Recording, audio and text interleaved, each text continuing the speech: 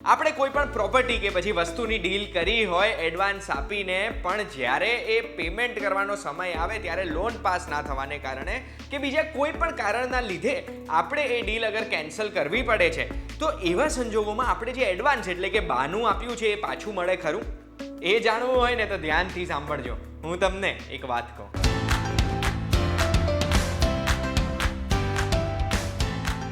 એક વાતમાં આપનું સ્વાગત છે. મારું નામ છે ગુંજ ઠક્કર. હવે આપણે કોઈ પણ સોદો કર્યો હોય, એ સોદા માટે આપણે એડવાન્સ એટલે કે બાનું પણ આપેલું હોય, પણ એ સોદો કોઈ પણ સંજોગોના લીધે કેન્સલ થાય છે, તો એવા સંજોગોમાં શું આપણને આપણું બાનાની રકમ પાછી મળી શકે કે નહીં? કાયદો આપણે જોઈએ ને તો કાયદામાં એડવાન્સની કોઈ પણ જાતનો ઉલ્લેખ જ નથી, પણ તો બી આપણે અલગ અલગ સિનારીઓ સમજીશું. સૌથી પહેલાં તો મેક્સિમમ બાનું અપાતું હોય છે, મેક્સિમમ એડવાન્સની વાત આવતી હોય છે પ્રોપર્ટી ખરીદતી વખતે. હવે પ્રોપર્ટીના બધા નિયમો 2016 પછી રેરા એક્ટના અંડર આવે છે. રેરા એક્ટમાં ચોખ્ખું સેક્શન 13માં એવું લખ્યું છે કે કોઈ પણ પ્રોપર્ટીનું એડવાન્સ તમારે અગ્રીમેન્ટ કર્યા વગર નહીં એક્સેપ્ટ કરવાનું. એટલે પ્રોપર્ટીના કોઈ પણ પ્રમોટર છે, ડેવલપર છે, એ લોકો જ્યારે કોઈ પણ પ્રોપર્ટીનું અલોટમેન્ટ કરે છે, એટલે માની લો આપણે બાયર છે અને આપણે પ્રોપર્ટી ખરીદવા ગયા અને આપણે એમને કહીએ છીએ કે આ પ્રોપર્ટી, આ ઓફિસ, આ ફ્લેટ, આ બંગલો, આ એસ્ટેટ, જે બી આ વાળી વસ્તુ અમને જોઈએ છે, અને એના માટે આપણે એમને બાનું આપતા હોઈએ છીએ, તો એક અગ્રીમેન્ટ થાય, જેને આપણે ગુજરાતીમાં બાનાખત પણ કહીએ છીએ. હવે એ જે અગ્રીમેન્ટ થાય ને, એ અગ્રીમેન્ટ કરવો ફરજિયાત છે રેરાના કાયદા પ્રમાણે.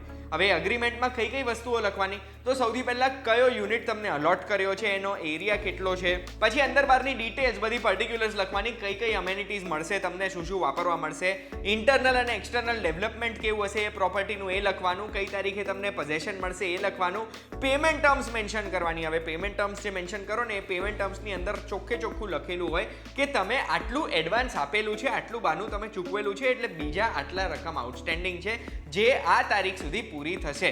પછી રેટ ઓફ ઇન્ટરેસ્ટનો પણ ઉલ્લેખ કરવાનો છે કે માની લો અગર પોઝેશન આપવામાં મોડું થાય છે કે પછી પેમેન્ટ ચૂકવવામાં મોડું થાય છે, તો એક પાર્ટી બીજી પાર્ટીને કેટલું વ્યાજ આપશે ને, એની બી માહિતી લખવાની હોય. એડવાન્સ તમે આપેલું છે એ તો આપણે ઓલરેડી મેન્શન કરી જ દીધું છે, પણ બાનાખત કરતી વખતે સૌથી ઇમ્પોર્ટન્ટ પોઈન્ટ શું હોય કે આપણે જે બાનું ચૂકવ્યું છે એમાં અગર કોઈ પણ સંજોગોના કારણે આપણે અગર ડીલમાંથી બેક ઓફ કરવું પડે છે, આપણે નીકળી જવું પડે છે, ડીલ કેન્સલ કરવી પડે છે, તો આપણને કેટલું બાનું પાછું મળી શકે.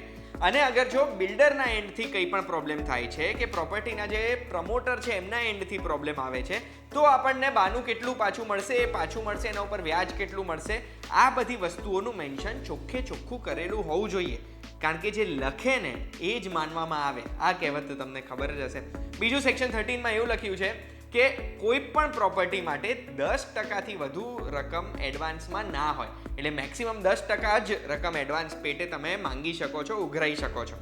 પછી સેક્શન 12માં એવું લખ્યું છે કે આપણે કોઈ પણ જો એડવર્ટિઝમેન્ટ કે નોટિસ વાંચીને એ પાર્ટીને એડવાન્સ આપીએ છીએ, હજુ પોઝેશન રેડી નથી એ પ્રોપર્ટીનું, પણ આપણે એડવાન્સ આપ્યા પછી આપણે આવું અગ્રીમેન્ટ બી કરી દીધું છે, એડવાન્સ બી આપી દીધું છે, એના પછી આપણે જે પણ એડવર્ટિઝમેન્ટ જોઈતી કે જે પણ નોટિસ વાંચી હતી અને એમાં આપણને જે વસ્તુઓ પ્રોમિસ કરી હતી એમાંથી કોઈ પણ ઓછી હોય, તો એવા સંજોગોમાં આપણે એ ડીલ કેન્સલ કરી શકીએ છીએ. અને એવા સંજોગોમાં જે ડીલ કેન્સલ થાય છે ને, એમાં આપણને આપણી એડવાન્સની રકમ અને સાથે એના ઉપરનું વ્યાજ, આ બંને આપણને પાછું મળી શકે છે. એટલે રેરાના કાયદા પરથી પ્રોપર્ટીની વસ્તુઓમાં આપણને ખબર પડી ગઈ કે અગ્રીમેન્ટ વગર આપણે આગળ વધવાનું જ નહીં, ક્યારે એડવાન્સ પે કરવાનું જ નહીં. ભલે 2 દિવસ મોડા થાય છે સોદા પડવામાં, ભલે એવું કહે છે કે તમારી પ્રોપર્ટીમાં બીજા 10 ગ્રાહકોની નજર છે, આપણે કામ ચોખ્ખું રાખીશું તો પાછળથી દોડવું નહીં પડે.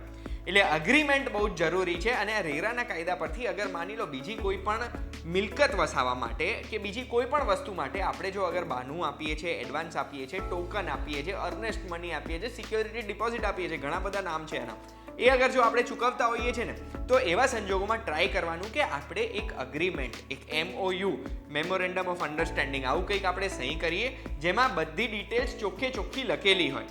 પછી બીજી વસ્તુ જે આપણે ધ્યાન રાખવાની છે ને, હંમેશા એડવાન્સની રકમ ચેકથી જ પે કરવાની.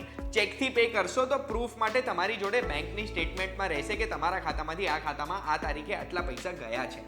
અને જ્યારે બી તમે એડવાન્સ પે કરો છો ને, તો એ એડવાન્સમાં પેમેન્ટ વખતે તમને એક રિસીટ ઇસ્યુ કરવા જોઈએ, જે પાર્ટી તમારી જોડેથી એડવાન્સ લે છે, અને રિસીટમાં એક રેવન્યુ સ્ટેમ્પ મારેલો હોવો જોઈએ, એના ઉપર પાર્ટીની સહી હોવી જોઈએ. આ બધા પ્રૂફ ક્યારે કામમાં લાગે? જ્યારે કોઈ પણ જાતનો ડિસ્પ્યુટ થાય છે ને, તો આ પ્રૂફથી તમે તમારા પૈસા પાછા માંગી શકો છો. પછી માની લો અગર તમે અગ્રીમેન્ટ નથી કર્યો અને બાનું ક્યાંય આપી દીધું છે ઓલરેડી, તો હું તમને એટલી વસ્તુ એડવાઇસ કરીશ કે અગ્રીમેન્ટ કરી દેજો. આવી રીતે ટર્મ્સ એન્ડ કન્ડિશન્સ લખાઈ લેજો, જેનાથી આગળ જઈને ક્યારે પણ કોઈ પણ પ્રોબ્લેમ આવતી નથી. પણ અગર તમારે ડીલ કેન્સલ થાય છે કોઈ પણ સંજોગોના લીધે, અને એ સંજોગોના લીધે જો અગર તમને તમારું બાનું પાછું નથી મળતું, તો એવા સંજોગોમાં તમે પોલીસ પાસે જઈ શકો છો. તમે એક નાનકડી અરજી કરી શકો છો એમને, અને એ અરજીમાં તમે બધી માહિતી, બધા પ્રૂફ બતાવી શકો છો. તમે કઈ તારીખે પેમેન્ટ કર્યું, શું કારણના લીધે આ ડીલ કેન્સલ થઈ છે. પછી શું થશે? બંને પક્ષની વાતો સાંભળવામાં આવશે. બંને પક્ષની વાતો સાંભળ્યા પછી તમને ઓપોર્ચ્યુનિટી રહેશે કે તમે એક FIR ફાઇલ કરી શકો છો અને લીગલ રસ્તો લઈ શકો છો. પણ એ લીગલ રસ્તો લેવામાં ખૂબ જ વધારે મહેનત થઈ જાય છે. એના કરતાં ઓછી મહેનત એક અગ્રીમેન્ટ સહી કરવામાં થાય છે. એટલે જ્યારે બી તમે કોઈ પણ જાતનું એડવાન્સ આપો છો કોઈ પણ ડીલ કરવા માટે, તો એનો એક લેખિત પ્રૂફ જરૂરથી રાખજો. આશા રાખું છું આ એપિસોડમાં તમને ઘણી બધી માહિતી નવી જાણવા મળી હશે અને ઘણા બધા લોકોને કામમાં પણ આવશે.